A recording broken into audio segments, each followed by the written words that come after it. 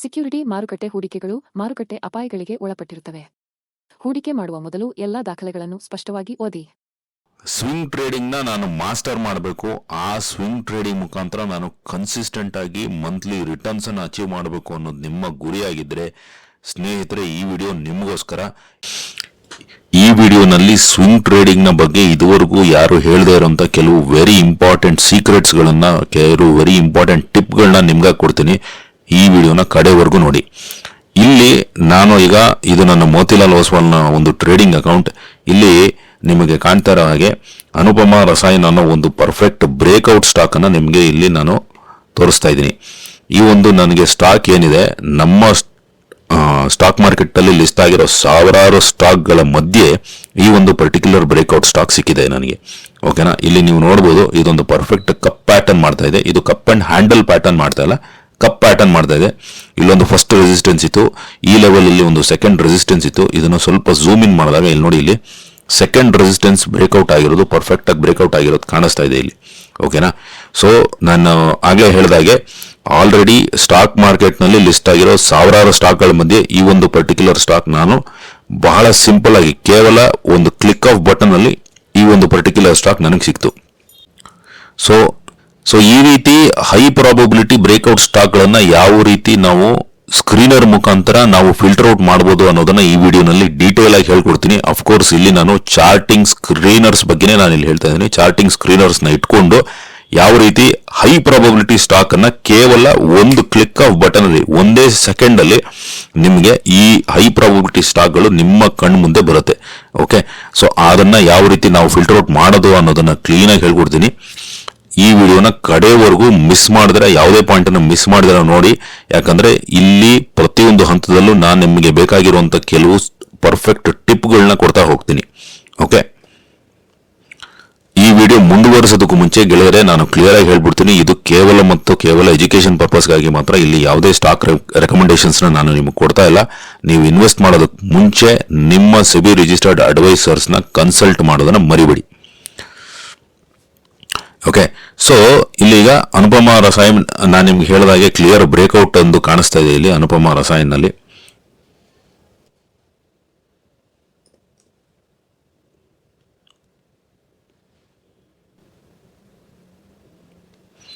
So ನಾನು ನಿಮ್ಗೆ ಈಗಾಗಲೇ ಹೇಳಿದಾಗೆ ಈ ಒಂದು ಅನುಪಮಾ ರಸಾಯನ್ ಸ್ಟಾಕ್ ಅಲ್ಲಿ ಒಂದು ಪರ್ಫೆಕ್ಟ್ ಬ್ರೇಕ್ಔಟ್ ಏನೋ ನಮ್ಗೆ ಇಲ್ಲಿ ಕಾಣಿಸ್ತಾ ಇದೆ. ಸೊ ಈ ರೀತಿ ಸ್ಟಾಕ್ಸ್ ಗಳನ್ನ ನಾವು ಹೇಗೆ ಫಿಲ್ಟರ್ ಔಟ್ ಮಾಡಬೇಕು ಅನ್ನೋದಕ್ಕೆ ಈಗ ಇಲ್ಲಿ ನಾನು ಪ್ರಿಪೇರ್ ಮಾಡಿರುವಂತ ಒಂದು ಸಿಂಪಲ್ ಸ್ಕ್ರೀನರ್ ಅನ್ನು ನೋಡೋಣ.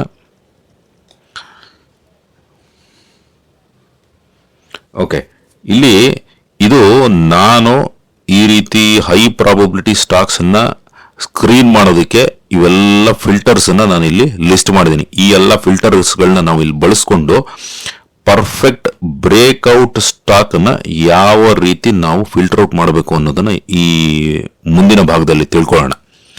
ಸೊ ಇಲ್ಲಿ ನಾನೀಗ ಲಿಸ್ಟ್ ಮಾಡಿರೋ 10 ಫಿಲ್ಟರ್ಗಳಲ್ಲಿ ಮೊದಲನೇ ಫಿಲ್ಟರ್ ಅನ್ನ ಇಲ್ಲಿ ಅಬ್ಸರ್ವ್ ಮಾಡೋಣ. ಇಲ್ಲಿ ಈ ಮೊದಲನೇ ಫಿಲ್ಟರ್ ಏನ್ ಹೇಳುತ್ತೆ ಅಂದ್ರೆ, ಇದು ಬಂದು ನಮ್ಮ ಬ್ರೇಕ್ಔಟ್ ಫಿಲ್ಟರ್. ಈ ಮೊದಲನೇ ಫಿಲ್ಟರ್ ಬಂದು ಬ್ರೇಕ್ಔಟ್ ಫಿಲ್ಟರ್. ಈ ಫಿಲ್ಟರ್ ಏನ್ ಮಾಡುತ್ತೆ ಅಂದ್ರೆ 10 ಪೀರಿಯಡ್ ವೀಕ್ಲಿ SMA ಏನಿದೆ, SMA ಅಂತ ಹೇಳಿದ್ರೆ ಸಿಂಪಲ್ ಮೂವಿಂಗ್ ಆವರೇಜ್ ಅಥವಾ ಸ್ಮೂತ್ ಮೂವಿಂಗ್ ಆವರೇಜ್. ಇದ್ರ ಬಗ್ಗೆ ನಾನು ತುಂಬಾ ಡೀಟೇಲ್ ಆಗಿ ಹೋಗಲ್ಲ, ತುಂಬಾ ಬೇಸಿಕ್ಸ್ ಹೇಳ್ತಾ ಹೋದ್ರೆ ವಿಡಿಯೋ ತುಂಬಾ ಲೆಂತಿ ಆಗೋಗುತ್ತೆ. ಸೊ ಇಲ್ಲಿ ಮೊದಲನೇ ಫಿಲ್ಟರ್ ಏನಂದ್ರೆ, ಈ ಮೊದಲನೇ ಫಿಲ್ಟರ್ ಬಂದು ಬ್ರೇಕ್ಔಟ್ ಫಿಲ್ಟರ್. ಅಂದ್ರೆ ಈ ಫಿಲ್ಟರ್ ಒಂದು ಬ್ರೇಕ್ಔಟ್ ಸ್ಟಾಕ್ಸ್ ಅನ್ನ ಐಡೆಂಟಿಫೈ ಮಾಡುತ್ತೆ. ಇಲ್ಲಿ ಏನಾಗುತ್ತೆ ಅಂದ್ರೆ ಈ 10 ಪೀರಿಯಡ್ ವೀಕ್ಲಿ SMA ಏನಿದೆ, ಈ 10 period weekly SMA, current weekly SMA ಅಂದ್ರೆ nothing but simple moving average ಅಥವಾ ಸ್ಮೂತ್ ಮೂವಿಂಗ್ ಆವರೇಜ್ ಅಂತ ನಾವು ಏನ್ ಕರಿತೀವಿ. ಸೊ ನಮ್ಗೆ ಇಲ್ಲಿ ಈ ಕರೆಂಟ್ ವೀಕ್ ಮೂವಿಂಗ್ ಆವರೇಜ್ ಏನಿದೆ ಅದು ಲಾಸ್ಟ್ ಇಯರ್ ಮೂವಿಂಗ್ ಆವರೇಜ್ ಗಿಂತ ನನಗೆ ಜಾಸ್ತಿ ಇರಬೇಕು. ಸೊ ಅವಾಗ ಏನಾಗುತ್ತೆ, ಇದು ಬ್ರೇಕ್ಔಟ್ ಕನ್ಫರ್ಮೇಶನ್ ಅನ್ನ ಕೊಡುತ್ತೆ. ಓಕೆನಾ, ಸೊ ಈ ಮೊದಲನೇ ಫಿಲ್ಟರ್ ಆ ಒಂದು ಪರ್ಟಿಕ್ಯುಲರ್ ಬ್ರೇಕ್ಔಟ್ ಪಾಯಿಂಟ್ ಅನ್ನ ಹೇಳುತ್ತೆ. ಅದೇ ರೀತಿ ಈ ವೀಕ್ಲಿ ಮೂವಿಂಗ್ ಆವರೇಜ್ ವಾಲ್ಯೂಮ್ ಏನಿದೆ ಅಂದ್ರೆ ಕಳೆದ 30 ಇಲ್ಲಿ 30 ಪೀರಿಯಡ್ ವಾಲ್ಯೂಮ್ ಅನ್ನ ತಗೊಂಡಿದ್ದೀನಿ. 30 ಪೀರಿಯಡ್ ವೀಕ್ಲಿ ಮೂವಿಂಗ್ ಆವರೇಜ್ ಏನಿದೆ, ವಾಲ್ಯೂಮ್ ನ ಮೂವಿಂಗ್ ಆವರೇಜ್ ಏನಿದೆ ಅದು ಮೋರ್ ದನ್ 1 lakh ಇರಬೇಕು. ಇದು ಬೇಸಿಕಲಿ ಇಲ್ಲಿ ಏನು ಹೇಳ್ತಾ ಇದ್ದೀನಿ ಅಂತ ಹೇಳಿದ್ರೆ, ನನಗೆ ಕಳೆದ 30 ವಾರಗಳವರೆಗೂ ಪ್ರೀವಿಯಸ್ 30 ವೀಕ್ಸ್ನ ತಗೊಂಡ್ರೆ ನನಗೆ ಮಿನಿಮಮ್ ಟ್ರೇಡಿಂಗ್ ವಾಲ್ಯೂಮ್ ಬಂದು 1 lakh ಇರಬೇಕು. Okay, minimum trading volume 1 lakh ಇರಬೇಕು. ಯಾಕಂದ್ರೆ ಇಲ್ಲಿ ನನಗೆ ಲಿಕ್ವಿಡಿಟಿ ಸ್ಟಾಕ್ಸ್ ಮಾತ್ರ ಬೇಕು. ಇಲ್ಲಿಕ್ವಿಡ್ ಸ್ಟಾಕ್ಸ್ ನನಗೆ ಇಲ್ಲಿ ಬೇಡ. ಇಲ್ಲಿಕ್ವಿಡ್ ಸ್ಟಾಕ್ಸ್ ಅಲ್ಲಿ ನಾವೇನಾದ್ರೂ ಟ್ರೇಡ್ ಎಂಟ್ರಿ ಮಾಡಿದ್ರೆ ನಮ್ಮ ಪೊಸಿಷನ್ ಅಲ್ಲೇ ಲಾಕ್ ಆಗೋ ಸಾಧ್ಯತೆ ಇದೆ. ಪೊಸಿಷನ್ ಎಂಟ್ರಿ ಎಕ್ಸಿಟ್ ತುಂಬಾ ಕಷ್ಟ ಆಗುತ್ತೆ. ಸೊ ಹಾಗಾಗಿ ಇದು ಬಂದು ಏನ್ ಮಾಡುತ್ತೆ, ಸೆಕೆಂಡ್ ಫಿಲ್ಟರ್ ಬಂದು ಲಿಕ್ವಿಡಿಟಿ ಪಾಯಿಂಟ್ ನ ಇದು ಎಕ್ಸ್ಪ್ಲೇನ್ ಮಾಡುತ್ತೆ. ಸೊ ಈ ಮೂರನೇ ಫಿಲ್ಟರ್ ಏನ್ ಹೇಳುತ್ತೆ ಅಂದ್ರೆ, ಇದು ನನ್ನ ಕರೆಂಟ್ ವೀಕ್ಲಿ ವಾಲ್ಯೂಮ್ ಏನಿದೆ ಅಲ್ವಾ, ಅದು ಪ್ರೀವಿಯಸ್ ವೀಕ್ ನ ವಾಲ್ಯೂಮ್ಗಿಂತ ಜಾಸ್ತಿ ಇರಬೇಕು. ಅಂದ್ರೆ ಇದು ಲಿಕ್ವಿಡಿಟಿಯನ್ನ ಫಿಲ್ಟರ್ ಮಾಡ್ತಾ ಇಲ್ಲ, ಇದು ವಾಲ್ಯೂಮ್ ಆಗಿದ್ರು ಇದು this is not a liquidity indicator, liquidity filter ಅಲ್ಲ ಇದು. ಇದೇನ್ ಮಾಡುತ್ತೆ ಅಂದ್ರೆ ಪ್ರೈಸ್ ಕನ್ಫರ್ಮೇಶನ್ ಕೊಡ್ತಾ ಇದೆ. ಅಂದ್ರೆ ಪ್ರೈಸ್ ಅಪ್ವರ್ಡ್ ಡೈರೆಕ್ಷನ್ಗೆ ನನಗೆ ಬ್ರೇಕ್ಔಟ್ ಸಿಗ್ತಾ ಇದೆ ಅಂದ್ರೆ ನನಗೆ ವಾಲ್ಯೂಮ್ ಅಲ್ಲೂ ಕೂಡ ಅಪ್ವರ್ಡ್ ಡೈರೆಕ್ಷನ್ ಅಲ್ಲಿ ನನಗೆ ಮೂವ್ಮೆಂಟ್ ಸಿಗ್ತಾ ಇದ್ರೆ ಅವಾಗ ಪ್ರೈಸ್ ಬಂದು ಟ್ರೆಂಡ್ ನನಗೆ ಕನ್ಫರ್ಮೇಶನ್ ಸಿಗುತ್ತೆ. ಹೌದು, ಇದು ಅಪ್ ಟ್ರೆಂಡ್ಗೆ ಹೋಗ್ತಾ ಇದೆ, ಅಪ್ವರ್ಡ್ ಟ್ರೆಂಡ್ ಏನಿದೆ ತುಂಬಾ ಸ್ಟ್ರಾಂಗ್ ಆಗಿದೆ ಅನ್ನೋದು ಕನ್ಫರ್ಮೇಶನ್ ಕೊಡುತ್ತೆ. ಸೊ ಈ ಒಂದು ಪರ್ಟಿಕ್ಯುಲರ್ ಥರ್ಡ್ ಫಿಲ್ಟರ್ ಏನಿದೆ, ಟ್ರೆಂಡ್ ಕನ್ಫರ್ಮೇಶನ್ ಕೊಡುವಂತ ಒಂದು ಫಿಲ್ಟರ್ ಇದು. ಈಗ ಇದ್ರ ಜೊತೆಗೆ ನೆಕ್ಸ್ಟ್ ಫಿಲ್ಟರ್ ಏನ್ ಹೇಳುತ್ತೆ ಅಂದ್ರೆ, ಇದು ಕೂಡ ಟ್ರೆಂಡ್ ಕನ್ಫರ್ಮೇಶನ್ ನ ಕೊಡುತ್ತೆ. ಈ ಒಂದು ಪರ್ಟಿಕ್ಯುಲರ್ ಫಿಲ್ಟರ್ ನನಗೆ ಏನ್ ಟ್ರೆಂಡ್ ಕನ್ಫರ್ಮೇಶನ್ ಬೇಕು ಅಂದ್ರೆ, ನನಗೆ ಇವಾಗ ಈ ಒಂದು ಜಸ್ಟ್ ಪಾಯಿಂಟ್ ನ ಒಂದು ಎಕ್ಸಾಂಪಲ್ ಮುಖಾಂತರ ತಿಳ್ಕೊಳ್ಳೋಣ. ಇಲ್ಲಿ ನಾನಿವಾಗ ಬುಧವಾರ ವೆಡ್ನೆಸ್ಡೇ ಅಂತ ಅನ್ಕೊಳ್ಳಿ. ಇವತ್ತು ಇಲ್ಲಿ ಮಂಡೇ ಮತ್ತೆ ಟ್ಯೂಸ್ಡೇ ಬರುತ್ತಲ್ವಾ. ಸೊ ಈಗ ಮಂಡೇ ಪ್ರಾಬಬ್ಲಿ ನಮ್ಮ ಸ್ಟಾಕ್ ಸುಮ್ಮನೆ ಒಂದು ಉದಾಹರಣೆಗೆ 100 ರೂಪಾಯಿ ಇದೆ ಅಂತ ಅನ್ಕೊಳ್ಳಿ. ಓಕೆ, ನಾನಿಲ್ಲಿ ಈ ಸ್ಟಾಕ್ ಅಲ್ಲಿ ಟ್ರೇಡ್ ಮಾಡಬೇಕು ಅಂದ್ರೆ ನಾನು ಇಲ್ಲಿ ವೆಡ್ನೆಸ್ಡೇ, ಈ ಒಂದು ಪರ್ಟಿಕ್ಯುಲರ್ ವೆಡ್ನೆಸ್ಡೇ ಮಾರ್ನಿಂಗ್ ಈ ಸ್ಕ್ರೀನರ್ ನ ಹಾಕಿದ್ದೀನಿ ಅಂತ ಅನ್ಕೊಳ್ಳೋಣ. ಮಂಡೇ 100 ರೂಪಾಯಿ ಈ ಸ್ಟಾಕ್ ಇತ್ತು. ಟ್ಯೂಸ್ಡೇ ಬಂದು ನನಗೆ ಮಿನಿಮಮ್ ಅಂದ್ರೂ ಇದು 101 ರೂಪಾಯಿ ಇರಬೇಕು. ಓಕೆನಾ, ಅವಾಗ ಇದು ಏನಾಗುತ್ತೆ ಅಂದ್ರೆ ಆಲ್ರೆಡಿ ವೀಕ್ಲಿನಲ್ಲಿ ನನಗಿಲ್ಲಿ ಟ್ರೆಂಡ್ ಕನ್ಫರ್ಮೇಶನ್ ಸಿಗ್ತಾ ಇದೆ. ಅದೇ ರೀತಿ ಡೈಲಿ ಟೈಮ್ ಫ್ರೇಮ್ ಅಲ್ಲಿ ಕೂಡ ನನಗೆ ಈ ಟ್ರೆಂಡ್ ಕನ್ಫರ್ಮೇಶನ್ ಸಿಗ್ಬೇಕು. ಇಲ್ಲಿ ಏನಾಗ್ತಾ ಇದೆ, ಸೊ ಪ್ರೈಸ್ ಬಂದು ಅಪ್ವರ್ಡ್ ಡೈರೆಕ್ಷನ್ ಮೂವ್ ಆಗ್ತಾ ಇದೆ. ಸೊ ಹಾಗಾಗಿ ಡೈಲಿ ಟೈಮ್ ಫ್ರೇಮ್ ಅಲ್ಲಿ ಮತ್ತೆ ನನಗೆ ಇನ್ನೊಂದು ಅಪ್ವರ್ಡ್ ಕನ್ಫರ್ಮೇಶನ್ ಸಿಗಬೇಕು ಅನ್ನೋದಕ್ಕೋಸ್ಕರ ಈ ಒಂದು ಪರ್ಟಿಕ್ಯುಲರ್ ಫಿಲ್ಟರ್ ನ ಆಡ್ ಮಾಡಿದ್ದೀನಿ. ಅಗೇನ್ ಇದನ್ನ ಯಾಕೆ ವೀಕ್ಲಿ ಆಡ್ ಮಾಡಿಲ್ಲ, ಡೈಲಿ ಯಾಕೆ ಮಾಡಿದ್ರಿ ಅಂತ ನಿಮ್ಮ ಪ್ರಶ್ನೆ ಆಗಿದೆ. ಅದಕ್ಕೂ ಕೂಡ ನಾನು ಈ ವಿಡಿಯೋನ ಮುಂದಿನ ಭಾಗದಲ್ಲಿ ಕ್ಲೀನ್ ಆಗಿ ಎಕ್ಸ್ಪ್ಲೇನ್ ಮಾಡ್ತೀನಿ, ಯಾಕೆ ಡೈಲಿ ತಗೊಂಡೆ ವೀಕ್ಲಿ ಯಾಕೆ ತಗೊಂಡಿಲ್ಲ ಅಂತೇಳಿ. ಈಗ ನೆಕ್ಸ್ಟ್ ಬಂದು ಈ ಫಿಲ್ಟರ್ ಬಂದು MACD ಅಂದ್ರೆ ನಿಮ್ಗೆ ಗೊತ್ತಿರಬೇಕು, moving average convergence and divergence ಅಂತ. ಸೊ ಇಲ್ಲಿ ನಾನೇನ್ ಮಾಡಿದ್ದೀನಿ ನಿಮ್ಗೆ, ಅಗೇನ್ ಇಲ್ಲಿ ಚಾರ್ಟ್ ಬರೋಣ. ಈ MACD ಇಂಡಿಕೇಟರ್ನ ಅರ್ಥ ಮಾಡ್ಕೋಬೇಕು ಅಂದ್ರೆ, ಸೊ ಇದನ್ನ ನಾನು ಜಸ್ಟ್ ಡಿಲೀಟ್ ಮಾಡ್ತಾ ಇದ್ದೀನಿ. ಸೊ ಈ ಚಾರ್ಟ್ ಅಲ್ಲಿ ನಾನು ಈಗ ಆಲ್ರೆಡಿ ಇಲ್ಲೊಂದು MACD ಇಂಡಿಕೇಟರ್ನ ಲೋಡ್ ಮಾಡಿದ್ದೀನಿ. ಇಲ್ಲಿ ಏನ್ ನಿಮ್ಗೆ ಕಾಣ್ತಾ ಇದೆ ಅಲ್ವಾ, ಈ ಪರ್ಟಿಕ್ಯುಲರ್ ಬ್ಲೂ ಲೈನ್ ಏನಿದೆ ಇದನ್ನ ನಾವು MACD ಲೈನ್ ಅಂತ ಕರಿತೀವಿ. ಈ ಆರೆಂಜ್ ಲೈನ್ ಏನಿದೆ ಇದನ್ನ ನಾವು ಸಿಗ್ನಲ್ ಲೈನ್ ಅಂತ ಕರಿತೀವಿ. ಸೊ ಇದೆಲ್ಲ ಬೇಸಿಕ್ಸ್ ನೀವು ನೋಡಿರ್ತಾರೆ ಈಗಾಗಲೇ ಹಲವಾರು ವಿಡಿಯೋಗಳಲ್ಲಿ. ಸೊ ಇಲ್ಲಿ ನನಗೆ ಏನಾಗಬೇಕು, ಅಪ್ ಟ್ರೆಂಡ್ ಕನ್ಫರ್ಮೇಶನ್ ಯಾವಾಗ ಆಗುತ್ತೆ ಅಂದ್ರೆ, ಈ ಒಂದು ಬ್ಲೂ ಲೈನ್ ಈ ಸಿಗ್ನಲ್ ಲೈನ್ಗಿಂತ ಮೇಲ್ಗಡೆ ಇರಬೇಕು. ಸೊ ಅವಾಗ ನನಗೆ ಈ ಅಪ್ ಟ್ರೆಂಡ್ ಕನ್ಫರ್ಮೇಶನ್ ಆಗುತ್ತೆ. ಹಾಗಾಗಿ ನಾನು ಇಲ್ಲಿ ಅಗೇನ್ ಇದೊಂದು ಮೊಮೆಂಟಮ್ ಇಂಡಿಕೇಟರ್ MACD ಅನ್ನೋದು. ಸೊ ಈ ಒಂದು ಪರ್ಟಿಕ್ಯುಲರ್ ಪಾಯಿಂಟ್ ನಾನು ಅಗೇನ್ ನನ್ನ momentum confirmation plus up trend confirmation ಗಾಗಿ ನಾನು ಈ MACD ಇಂಡಿಕೇಟರ್ನ ನಾನು ಇಲ್ಲಿ ಹಾಕೊಂಡಿದ್ದೀನಿ. ಓಕೆ, ಅದ್ರ ಜೊತೆಗೆ ಈ ಸೂಪರ್ ಟ್ರೆಂಡ್ ಇಂಡಿಕೇಟರ್ ನಾನು ಹಾಕಿದ್ದೀನಿ. ಇದನ್ನ ನೀವು ಬೇಕಾದರೆ ಹಾಕಬಹುದು, ಇದೇನು ನೆಸೆಸಿಟಿ ಏನಿಲ್ಲ. ಸುಮ್ಮನೆ ಇನ್ನೊಂದು ಕನ್ಫರ್ಮೇಶನ್ ಸಿಗ್ಲಿ ಅಂತ ನಾನು ಏನು ಹಾಕಿದ್ದೀನಿ ಅಂದ್ರೆ, ವೀಕ್ಲಿ ಸೂಪರ್ ಟ್ರೆಂಡ್ ಏನಿದೆ ಅಲ್ವಾ, ಆ ಸೂಪರ್ ಟ್ರೆಂಡ್ ಮೇಲ್ಗಡೆ ನನ್ನ ಕರೆಂಟ್ ಪ್ರೈಸ್ ಏನಿದೆ ಸೂಪರ್ ಟ್ರೆಂಡ್ ಮೇಲ್ಗಡೆ ಇರಬೇಕು. ಸೊ ಅವಾಗ ಏನಾಗುತ್ತೆ, ಜಸ್ಟ್ ನಿಮಗೆ ಸೂಪರ್ ಟ್ರೆಂಡ್ ಯಾವ ರೀತಿ ಮಾರ್ಕ್ ಆಗುತ್ತೆ ಅಂತ ನಿಮ್ಗೆ ಗೊತ್ತಿರ್ಬೇಕು ಅನ್ಕೊಂಡಿದ್ದೀನಿ. ಸೊ ಈಗ ಇದು ನಿಮ್ಮ ಸೂಪರ್ ಟ್ರೆಂಡ್ ಲೈನ್ ಆಗಿದ್ರೆ, ಇನ್ ಕೇಸ್ ಪ್ರೈಸ್ ನಿಮಗೆ ಈ ಸೂಪರ್ ಟ್ರೆಂಡ್ಗಿಂತ ಮೇಲ್ಗಡೆ ಇದ್ರೆ ಅವಾಗ ಇದು ಬಂದು ಅಪ್ವರ್ಡ್ ಡೈರೆಕ್ಷನ್ ಅಪ್ ಟ್ರೆಂಡ್ ಅಂತ ಅನ್ನೋದು ನಮಗೆ ಕನ್ಫರ್ಮೇಶನ್ ಸಿಗುತ್ತೆ. ಸೊ ಹಾಗಾಗಿ ನನಗೆ ಈಗ ಅಪ್ ಟ್ರೆಂಡ್ ಕನ್ಫರ್ಮೇಶನ್ಗೋಸ್ಕರ ಈ ಸೂಪರ್ ಟ್ರೆಂಡ್ ಇಂಡಿಕೇಟರ್ ಹಾಕಿದ್ದೀನಿ. ಸೊ ಇದು ಬೇಕಾದರೆ ಇಡಬಹುದು, ಬೇಡ ಅಂದ್ರೆ ತೆಗಿಬಹುದು. ಯಾಕಂದ್ರೆ ಈಗ ಇಲ್ಲಿ ಆಲ್ರೆಡಿ MACD ಹಾಕಿರೋದ್ರಿಂದ ಜಸ್ಟ್ ಒಂದು ಅಡಿಷನಲ್ ಇಂಡಿಕೇಟರ್ ಅಂತ ಹಾಕಿದ್ದೀನಿ. ಇದನ್ನ ನೀವು ಇಟ್ಕೊಳ್ಳೋದು ಬಿಡೋದು ನಿಮಗೆ ಬಿಟ್ಟಿದ್ದು. ಅದ್ರ ಜೊತೆಗೆ ನನಗೆ ಸ್ಟ್ರಾಂಗ್ ಮೊಮೆಂಟಮ್ ಕನ್ಫರ್ಮೇಶನ್ ಸಿಗಬೇಕು ಅಂದ್ರೆ RSI, ಆಬ್ವಿಯಸ್ಲಿ RSI ಏನು ಅಂತ ನಿಮ್ಗೆ ಗೊತ್ತಿದೆ. ಸೊ RSI ಮೋರ್ ದ್ಯಾನ್ 50 ಇಡಬೇಕು. ವೀಕ್ಲಿ ಟೈಮ್ ಫ್ರೇಮ್ ಅಲ್ಲಿ ನನಗೆ ವೀಕ್ಲಿ ಕ್ಯಾಂಡಲ್ ಬಂದು RSI ಮೋರ್ ದ್ಯಾನ್ 50 ಇರಬೇಕು. ಸೊ ಈ ಒಂದು ಪಾಯಿಂಟ್ ಬಂದು ಅಗೇನ್ ಇದು ಮೊಮೆಂಟಮ್ ಇಂಡಿಕೇಟರ್ ಅಡಿಷನಲ್ ಫಿಲ್ಟರ್ ಆಗುತ್ತೆ ನನಗೆ ಇಲ್ಲಿ. ಓಕೆ, ಇಲ್ಲಿ ಅಗೇನ್ ಇಲ್ಲಿ ಡೂಪ್ಲಿಕೇಟ್ ಆಗೋ ಅಗೇನ್ ಇಲ್ಲಿ ಒಂದು ಫಿಲ್ಟರ್ ಅಡಿಷನಲ್ ಫಿಲ್ಟರ್ ಡೂಪ್ಲಿಕೇಶನ್ ಆಗೋಗಿದೆ. ಸೊ ಇದನ್ನ ಇಲ್ಲಿ ಅಗೇನ್ ಇಲ್ಲಿ MACD ಮತ್ತೆ ಬಂದಿದೆ. ಸೊ ಇದನ್ನ ರಿಮೂವ್ ಮಾಡ್ತಾ ಇದ್ದೀನಿ. ಓಕೆ, ಇಲ್ಲಿ ಮಾರ್ಕೆಟ್ ಕ್ಯಾಪ್ 1000 crore ಇಟ್ಟಿದ್ದೀನಿ. ಯಾಕಂದ್ರೆ ಸುಮ್ಮನೆ ಸ್ಮಾಲ್ ಮತ್ತೆ ಈ ಮೈಕ್ರೋ ಕ್ಯಾಪ್ಗಳು, ಮಿನಿ ಕ್ಯಾಪ್ಗಳು ಎಲ್ಲ ಪೆನಿ ಸ್ಟಾಕ್ಗಳೆಲ್ಲ ಬರದೇ ಇರಲಿ ಅನ್ನೋದಕ್ಕೋಸ್ಕರ ಮಾರ್ಕೆಟ್ ಕ್ಯಾಪ್ನ ಒಂದು ಟಾರ್ಗೆಟ್ 1000 ಇಟ್ಟಿದ್ದೀನಿ. ಇಲ್ಲಿ ನೀವು ಇದನ್ನ ಬೇಕಾದ್ರೂ 10,000 ಬೇಕಾದ್ರೂ ಮಾಡ್ಕೋಬಹುದು, ಅಥವಾ ಇನ್ನೂ 50,000 ಲಾರ್ಜ್ ಕ್ಯಾಪ್ ಮಾತ್ರ ಇಡ್ತೀನಿ ಅಂದ್ರೆ 50,000 ಕೂಡ ಮಾಡ್ಕೋಬಹುದು. ಸೊ ಹಾಗಾಗಿ ನಾನು ಇಲ್ಲಿ ಇದನ್ನ ಈಗ ಸದ್ಯದ ಮಟ್ಟಿಗೆ 1000 crore ಅನ್ನೋದನ್ನ ಒಂದು ಫಿಲ್ಟರ್ನ ಇಟ್ಟಿದ್ದೀನಿ. ಸೊ ಈ ಒಂದು ಲಾಸ್ಟ್ ಪಾಯಿಂಟ್ ಏನಿದೆ ಇದು ಬಂದು ಅಗೇನ್ ಟ್ರೆಂಡ್ ಕನ್ಫರ್ಮೇಶನ್ ಕೊಡೋದಕ್ಕೆ ಅಂತ ಇರೋ ಪಾಯಿಂಟ್ ಏನು ಇದು.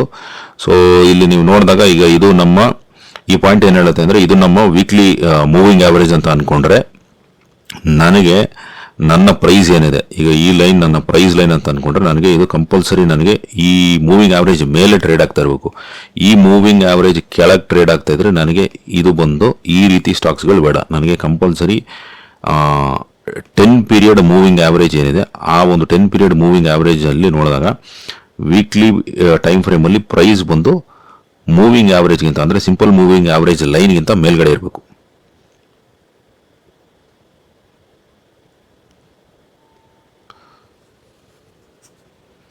ಸೊ ಈ ರೀತಿ ನಾವು ನಮ್ಮ ಸ್ಕ್ರೀನರ್ಸ್ ಅನ್ನ ನಾವು ಡೆವಲಪ್ ಮಾಡ್ಕೊಂಡಾದ್ಮೇಲೆ ಅಗೇನ್ ಇಲ್ಲಿ ಈ ಜಸ್ಟ್ ನಂಬರ್ಸ್ ಅನ್ನ ನಾನು ರಿಮೂವ್ ಮಾಡ್ತಾ ಇದ್ದೀನಿ.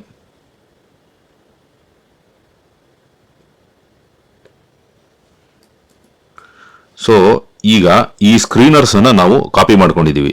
ಈಗ ನಾನು ಅವಾಗಲೇ ಹೇಳಿದೆ ಈ ಸ್ಕ್ರೀನರ್ಸ್ ಅನ್ನ ನಾವು ಇಟ್ಕೊಂಡು ಕೇವಲ 1 ಸೆಕೆಂಡ್ ಅಲ್ಲಿ 1 ಕ್ಲಿಕ್ ಆಫ್ ಬಟನ್ ಅಲ್ಲಿ ಯಾವ ರೀತಿ ಸ್ಟಾಕ್ಸ್ ಅನ್ನ ಫಿಲ್ಟರ್ ಮಾಡೋದು ಅನ್ನೋದನ್ನ ತಿಳ್ಕೊಳ್ಳೋಣ. ಈಗ ಈ ಸ್ಕ್ರೀನರ್ಸ್ ನ ನಾನು ಕಾಪಿ ಮಾಡಿದ್ದೀನಿ. ಈ ಎಲ್ಲಾ ಸ್ಕ್ರೀನರ್ಸ್ ನಿಮ್ಗಾಗಿ ಡಿಸ್ಕ್ರಿಪ್ಷನ್ ಬಾಕ್ಸ್ ನಲ್ಲಿ ಆಲ್ರೆಡಿ ಹಾಕಿದ್ದೀನಿ. ಸೊ ನೀವು ಈ ಸ್ಕ್ರೀನರ್ ನ ಆ ಡಿಸ್ಕ್ರಿಪ್ಷನ್ ಬಾಕ್ಸ್ ಇಂದ ಕಾಪಿ ಮಾಡಿಕೊಂಡು ನೀವು ನಿಮ್ಮ ಚಾರ್ಟಿಂಗ್ ಅಲ್ಲಿ ಯೂಸ್ ಮಾಡಬಹುದು. ಈಗ ನಾನು ಮತ್ತೆ ಚಾರ್ಟಿಂಗ್ ಹೋಗ್ತಾ ಇದ್ದೀನಿ. ಈ ಪರ್ಟಿಕ್ಯುಲರ್ ಚಾರ್ಟಿಂಗ್ ಅಲ್ಲಿ ಇಲ್ಲಿ ನೋಡಿ ಈಗ ಆಲ್ರೆಡಿ ಈ ಸ್ಕ್ರೀನರ್ಸ್ ನಾನು ಅಪ್ಲೋಡ್ ಮಾಡಿಟ್ಟಿದ್ದೆ. ಮತ್ತೆ ಇಲ್ಲಿ ಹೊಸದಾಗಿ ಕ್ರಿಯೇಟ್ ಮಾಡೋಣ. ಇಲ್ಲಿ ನೋಡಿ ಈ ಸ್ಕ್ರೀನರ್ಸ್ ಟ್ಯಾಬ್ ಬಂದ್ರೆ ಕ್ರಿಯೇಟ್ ಸ್ಕ್ಯಾನ್ ಅನ್ನು ನೀವು ಕ್ಲಿಕ್ ಮಾಡಬೇಕು. ಅವಾಗ ಈ ರೀತಿ ಒಂದು ವಿಂಡೋ ಓಪನ್ ಆಗುತ್ತೆ. ಇಲ್ಲಿ ಒಂದು ಟೈಪಿಂಗ್ ವಿಂಡೋ ಬರುತ್ತೆ. ಇಲ್ಲಿ ಜನರೇಟ್ ಅಂತ ಏನು ಇಲ್ಲೊಂದು ಟ್ಯಾಬ್ ಇದೆ. ಈ ಟ್ಯಾಬ್ ಬೇಕಾ ಇಲ್ಲೊಂದು ಟೈಪಿಂಗ್ ವಿಂಡೋ ಬರುತ್ತೆ. ಈಗ ಇಲ್ಲಿ ಕಾಪಿ ಮಾಡಿರುವಂತ ಎಲ್ಲಾ ಸ್ಕ್ರೀನರ್ಸ್ ಜಸ್ಟ್ ಇಲ್ಲಿ Ctrl+V ನಾನು ಇಲ್ಲಿ ಪೇಸ್ಟ್ ಮಾಡ್ತಾ ಇದ್ದೀನಿ. Ctrl+C Ctrl+V. ಈಗ ಇದನ್ನ ಇಲ್ಲಿ ಬಂದು ನಾನು ಜನರೇಟ್ ಅನ್ನೋ ಬಟನ್ ನ ಇಲ್ಲಿ ಕ್ಲಿಕ್ ಮಾಡಿದೆ ಅಂದ್ರೆ ಜಸ್ಟ್ ನೋಡಿ ಒಂದೇ ಒಂದು ಸರಿ ಜಸ್ಟ್ ಜನರೇಟ್ ಅಂತ ಕ್ಲಿಕ್ ಮಾಡಿದೆ, ಕಂಪ್ಲೀಟ್ ಸ್ಕ್ರೀನರ್ ಕ್ಲಿಕ್ ಆಗೋಯ್ತು. ಇಲ್ಲಿ ರನ್ ಸ್ಕ್ಯಾನ್ ಅನ್ನೋದನ್ನ ಇಲ್ಲಿ ಕ್ಲಿಕ್ ಮಾಡ್ತೀನಿ. ಇಲ್ಲಿ ಕೆಳಗಡೆ ನೋಡಿದ್ರೆ ನಮ್ಗೆ ಆಲ್ಮೋಸ್ಟ್ 6 ಸ್ಕ್ಯಾನ್ ನಮ್ಗೆ ಇಲ್ಲಿ ಬ್ರೇಕ್ಔಟ್ ಸ್ಟಾಕ್ಗಳು ನಮ್ಗೆ ಇಲ್ಲಿ ಈ ಸ್ಕ್ಯಾನರ್ ಇಂದ ಸಿಕ್ಕಿದೆ. ಈಗ ನಮ್ಮ ಲಿಸ್ಟ್ ಅಲ್ಲಿ ನಮ್ಮ ಎಕ್ಸ್ಚೇಂಜ್ ನಲ್ಲಿ ಲಿಸ್ಟ್ ಆಗಿರೋ ಸಾವಿರಾರು ಸ್ಟಾಕ್ಗಳಿಂದ ನೋಡಿ ಜಸ್ಟ್ ಒಂದು ಕ್ಲಿಕ್ ಆಫ್ ಬಟನ್ ಅಲ್ಲಿ ಹೇಗೆ ಒಂದೇ ಸೆಕೆಂಡ್ ಅಲ್ಲಿ ನಮಗೆ ಆ ಎಲ್ಲಾ ಸ್ಟಾಕ್ ಫಿಲ್ಟರ್ ಔಟ್ ಆಗಿ ಕೇವಲ 5 ರಿಂದ 6 ಸ್ಟಾಕ್ ಲಿಸ್ಟ್ಗಳು ಸಿಕ್ತು. ಬಟ್ ಇನ್ ಕೇಸ್ ಇಲ್ಲಿ ನೋಡ್ತಾ ಇದ್ದೀರಾ ನೀವು ಅನುಪಮ ರಸ್ಯಾ ನಾನು ಆಲ್ರೆಡಿ ಓಪನ್ ಮಾಡಿದ್ದೀನಿ. ಆ ಒಂದು ಪರ್ಟಿಕ್ಯುಲರ್ ಸ್ಟಾಕ್ ಇಲ್ಲಿ ಇಲ್ಲ. ಯಾಕಿಲ್ಲ ಅಂದ್ರೆ MACD ನಲ್ಲಿ ಅದೇನಾಗಿದೆ ಯಾವುದೋ ಒಂದು ಸಣ್ಣ ಪಾಯಿಂಟ್ ಇಂದ ಆ ಒಂದು ಪರ್ಟಿಕ್ಯುಲರ್ ಸ್ಟಾಕ್ ಮಿಸ್ ಆಗೋಗಿತ್ತು. ಅದಕ್ಕಾಗಿ ನಾನು ಇಲ್ಲಿ ಜಸ್ಟ್ ಟ್ರಯಲ್ ಅಂಡ್ ಎರರ್ ಮಾಡಬೇಕಾದ್ರೆ ವೀಕ್ಲಿ MACD ನಲ್ಲಿ ಇದನ್ನ ಕನ್ವರ್ಟ್ ಮಾಡಿ ಡೈಲಿ MACDಗೆ ನಾನು ಒಂದ್ಸರಿ ಕನ್ವರ್ಟ್ ಮಾಡಿದೆ. ಯಾಕೆ ಇದನ್ನ ವೀಕ್ಲಿಯಿಂದ ಡೈಲಿಗೆ ನಾನು ಕನ್ವರ್ಟ್ ಮಾಡಿದೆ ಅಂದ್ರೆ MACD ಅನ್ನೋದು ತುಂಬಾ ಲ್ಯಾಗ್ ಆಗುವಂತ ಇಂಡಿಕೇಟರ್, ಅದು ಪ್ರಾಪರ್ ಲ್ಯಾಗಿಂಗ್ ಇಂಡಿಕೇಟರ್. ಸೊ ಹಾಗಾಗಿ ಒಂದೊಂದ್ಸರಿ ಏನಾಗುತ್ತೆ ಪ್ರೈಸ್ ಬುಲ್ಲಿಶ್ ಟ್ರೆಂಡ್ ಹೋಗ್ಬಿಟ್ಟಿದ್ರು ಅಲ್ಲಿ ಈ ಒಂದು MACD ನಲ್ಲಿ ನಮ್ಗಿನ್ನು ಆ ಒಂದು ಕ್ರಾಸ್ ಓವರ್ ಸಿಕ್ಕಿರಲ್ಲ. ನಾನು ಅವಾಗಲೇ ಎಕ್ಸ್ಪ್ಲೇನ್ ಮಾಡೋದಲ್ಲ, ಈ ತರ ಒಂದು ಕ್ರಾಸ್ ಓವರ್ ಸಿಕ್ಕಿರಲ್ಲ. ಈಗ ಇಲ್ಲಿ ನೋಡಿ ಈ ಪರ್ಟಿಕ್ಯುಲರ್ ಕ್ರಾಸ್ ಓವರ್ ನಮ್ಗೆ ಇಲ್ಲಿ ಸಿಕ್ಕಿಲ್ಲ. ಇನ್ನು ಇಲ್ಲಿ ಝೂಮ್ ಮಾಡಿ ನೋಡಿದಾಗ ಅಂದ್ರೆ ಈ MACD ಲೈನ್ ಏನಿದೆ ನಮ್ಮ ಸಿಗ್ನಲ್ ಲೈನ್ಗಿಂತ ಕೆಳಗಡೆನೇ ಇದೆ. ಸೊ ಹಾಗಾಗಿ ನಮ್ಮ ಸ್ಕ್ರೀನರ್ ಈ ತರ ಒಂದು ಒಳ್ಳೆ ಆಪರ್ಚುನಿಟಿ ಸ್ಟಾಕ್ಗಳನ್ನ ಮಿಸ್ ಮಾಡ್ಬಿಡುತ್ತೆ. ಸೊ ಹಾಗಾಗಿ ಇದನ್ನ ವೀಕ್ಲಿ ಟೈಮ್ ಫ್ರೇಮ್ ಇಂದ ಡೈಲಿ ಟೈಮ್ ಫ್ರೇಮ್ಗೆ ಶಿಫ್ಟ್ ಮಾಡಿದೆ. ಯಾಕಂದ್ರೆ ಈಗ ಈ ಚಾರ್ಟ್ ಅನ್ನ ಫುಲ್ ಸ್ಕ್ರೀನ್ ಅಲ್ಲಿ ನೋಡೋಣ. ಈ ವೀಕ್ಲಿ ಟೈಮ್ ಫ್ರೇಮ್ ಇಂದ ನೋಡಿ ಇಲ್ಲಿ ಡೈಲಿ ಟೈಮ್ ಫ್ರೇಮ್ ಬಂದ್ರೆ ಆಲ್ರೆಡಿ ಇಲ್ಲಿ MACD ಡೈಲಿ ಟೈಮ್ ಫ್ರೇಮ್ ಅಲ್ಲಿ ಒಂದು ಬುಲಿಶ್ ಕ್ರಾಸ್ ಓವರ್ ನ ಕೊಟ್ಬಿಟ್ಟಿದೆ. So just because weekly time frame ಅಲ್ಲಿ ಕನ್ಫರ್ಮೇಶನ್ ಸಿಕ್ಕಿಲ್ಲ ಅಂತ ನಾವು ಕಾಯ್ಕೊಂಡು ಕೂತ್ಕೊಂಡ್ರೆ ಒಂದೊಂದ್ಸರಿ ಟ್ರೇಡ್ ಆಪರ್ಚುನಿಟಿಗಳು ಮಿಸ್ ಆಗೋ ಸಾಧ್ಯತೆ ಇರುತ್ತೆ. ಸೊ ಹಾಗಾಗಿ ನಾನು ಏನ್ ಮಾಡಿದೆ ಈ MACD ಪಾಯಿಂಟ್ ನ ಮಾತ್ರ ಎಕ್ಸ್ಕ್ಲೂಸಿವ್ ಆಗಿ ವೀಕ್ಲಿ ಟೈಮ್ ಫ್ರೇಮ್ ಇಂದ ಡೈಲಿ ಟೈಮ್ ಫ್ರೇಮ್ಗೆ ಶಿಫ್ಟ್ ಮಾಡ್ಕೊಂಡೆ. ಈಗ ಮತ್ತೆ ನಾವು ಸ್ಕ್ರೀನರ್ ಬರೋಣ.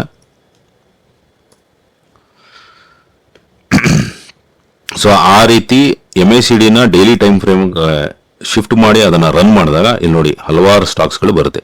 ಓಕೆ, ಸೊ ಈ ರೀತಿ ನಮಗೆ ಬ್ರೇಕ್ಔಟ್ ಸ್ಟಾಕ್ಗಳು ತುಂಬ ಈಸಿಯಾಗಿ ಸಿಗುತ್ತೆ. ಅಗೇನ್ ಈ ಬ್ರೇಕ್ಔಟ್ ಸ್ಟಾಕನ್ನು ಯಾವ ರೀತಿ ನಾವು ಕನ್ಫರ್ಮೇಷನ್ ತಗೋಬೇಕು ಅನ್ನೋದನ್ನು ನಾನು ಮುಂದಿನ ವಿಡಿಯೋದಲ್ಲಿ ನಿಮಗೆ ಎಕ್ಸ್ಪ್ಲೇನ್ ಮಾಡ್ತೀನಿ. ಯಾವ ರೀತಿ ಈಗ ಬ್ರೇಕ್ಔಟ್ ಸ್ಟಾಕ್ಸ್ ಬಂತು, ಆದರೆ ಈ ಸ್ಟಾಕ್ ಪ್ರಾಬಬಿಲಿಟಿ ಆಫ್ ವಿನ್ನಿಂಗ್ ಜಾಸ್ತಿ ಇದೆ ಅಂತ ಗೊತ್ತಾಗಬೇಕಲ್ಲ. ಸುಮ್ಮನೆ ಈ ಸ್ಟಾಕ್ಸ್ನ ಡೈರೆಕ್ಟಾಗಿ ಎಂಟ್ರಿ ಮಾಡೋಕ್ಕಾಗಲ್ಲ. ಬ್ರೇಕ್ಔಟ್ ಸ್ಟಾಕ್ ಸಿಕ್ತು, ಆ ಬ್ರೇಕ್ಔಟನ್ನು ನಮ್ಮ ಟ್ರೇಡ್ಗೆ ಇದು ಅನುಕೂಲವಾಗಿದೆಯಾ ಇಲ್ವಾ ಅನ್ನೋದನ್ನು ತಿಳ್ಕೊಬೇಕಲ್ಲ. ಸೊ ಆ ಒಂದು ಪಾಯಿಂಟನ್ನು ನಾನು ಮುಂದಿನ ವಿಡಿಯೋದಲ್ಲಿ ನಿಮಗೆ ಡೀಟೇಲ್ ಆಗಿ ಎಕ್ಸ್ಪ್ಲೇನ್ ಮಾಡ್ತೀನಿ. ಸೊ ಈಗ ಇಲ್ಲಿ ಈ ವಿಡಿಯೋನಲ್ಲಿ ಯಾವ ರೀತಿ ನಾವು ಸಿಂಪಲ್ ಆಗಿ ಒಂದು ಬ್ರೇಕ್ಔಟ್ ಸ್ಕ್ರೀನರ್ ಅನ್ನ ಡೆವಲಪ್ ಮಾಡೋದು ಅನ್ನೋದು ತಿಳ್ಕೊಂಡ್ವಿ. ಅದ್ರ ಮುಖಾಂತರ ಹೇಗೆ ನಾವು ಥೌಸಂಡ್ಸ್ ಆಫ್ ಸ್ಟಾಕ್ಸ್ ಲಿಸ್ಟ್ ಅಲ್ಲಿ ಟಾಪ್ 4 ಅಥವಾ 5 ಸ್ಟಾಕ್ಸ್ ಅನ್ನ ಹೇಗೆ ಫೈಂಡ್ ಔಟ್ ಮಾಡೋದು, ಹೇಗೆ ಫಿಲ್ಟರ್ ಔಟ್ ಮಾಡೋದು ಅನ್ನೋದನ್ನ ತಿಳ್ಕೊಂಡ್ವಿ.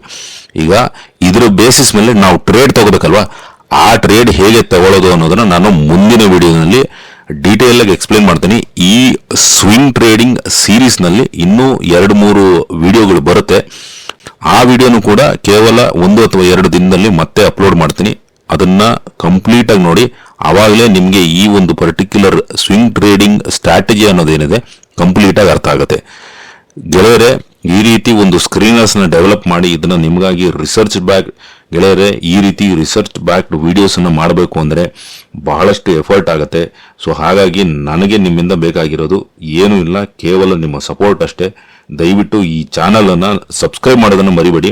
ಇನ್ನೂ ಕೂಡ 70% ಆಫ್ ದ ವ್ಯೂವರ್ಸ್ ಏನಿದ್ದಾರೆ ನನ್ನ ವಿಡಿಯೋನ ನೋಡ್ತಾ ಇರೋರು ನಮ್ಮ ಚಾನಲ್ ಅನ್ನ ಇನ್ನೂ ಸಬ್ಸ್ಕ್ರೈಬ್ ಮಾಡ್ಕೊಂಡಿಲ್ಲ. ಮರಿದಿರ ನಮ್ಮ ಚಾನಲ್ ಅನ್ನ ಸಬ್ಸ್ಕ್ರೈಬ್ ಮಾಡ್ಕೊಳ್ಳಿ. ಅದೇ ರೀತಿ ನೀವು ಈ ವಿಡಿಯೋನ ಲೈಕ್ ಮಾಡಿ, ನಿಮ್ಗೆ ಇಷ್ಟ ಆಗಿದ್ರೆ ದಯವಿಟ್ಟು ಇದನ್ನ ಲೈಕ್ ಮಾಡಿ. ಇಲ್ಲಿ ಕಮೆಂಟ್ ಮಾಡೋದನ್ನ ಮರಿಬೇಡಿ. ನೀವು ಮುಂಚೆ ನನ್ನ ವಿಡಿಯೋಗಳಿಗೆ ಹೇಗೆ ಕಮೆಂಟ್ ಮಾಡ್ತಾ ಇದ್ರೋ ಹಾಗೆ ಮತ್ತೊಮ್ಮೆ ನನ್ನ ವಿಡಿಯೋಗಳಿಗೆ ಮತ್ತೆ ನೀವು ಕಮೆಂಟ್ ಮಾಡಿ ನಿಮ್ಮ ಅಭಿಪ್ರಾಯಗಳನ್ನ ತಿಳಿಸಿ. ಅದರ ಬೇಸಿಸ್ ಮೇಲೆ ನನಗೆ ಯಾವ ರೀತಿ ಮುಂದೆ ವಿಡಿಯೋಗಳನ್ನ ಮಾಡಬೇಕು ಅನ್ನೋ ಐಡಿಯಾ ಕೂಡ ಸಿಗುತ್ತೆ. ಸೊ ನಿಮ್ಮ ಸಜೆಷನ್ಸ್ ಅನ್ನ ಕೂಡ ಕಮೆಂಟ್ ಮುಖಾಂತರ ಕೊಡಿ. ಸೊ ಸಾಧ್ಯವಾದಷ್ಟು ಅದಕ್ಕೆ ರಿಪ್ಲೈ ಮಾಡ್ತೀನಿ. ಹಾಗೆ ಈ ವಿಡಿಯೋ ನಿಮಗೆ ನಿಜವಾಗ್ಲೂ ನಾಲೆಡ್ಜ್ಫುಲ್ ಅಂತ ಅನ್ನಿಸ್ತು ಅಂದ್ರೆ ನಿಮಗೆ ಸ್ವಿಂಗ್ ಟ್ರೇಡಿಂಗ್ ಮಾಡೋದಕ್ಕೆ ಈ ಒಂದು ಪರ್ಟಿಕ್ಯುಲರ್ ವಿಡಿಯೋ ಹೆಲ್ಪ್ ಮಾಡುತ್ತೆ ಅನ್ನೋದಾದ್ರೆ ಈ ವಿಡಿಯೋನ ನಿಮ್ಮ ಫ್ರೆಂಡ್ಸ್ ಅಂಡ್ ಫ್ಯಾಮಿಲಿ ಮೆಂಬರ್ಸ್ನೊಂದಿಗೆ ಶೇರ್ ಮಾಡೋದನ್ನ ಮರಿಬೇಡಿ. ಜೈ ಹಿಂದ್, ಜೈ ಕರ್ನಾಟಕ.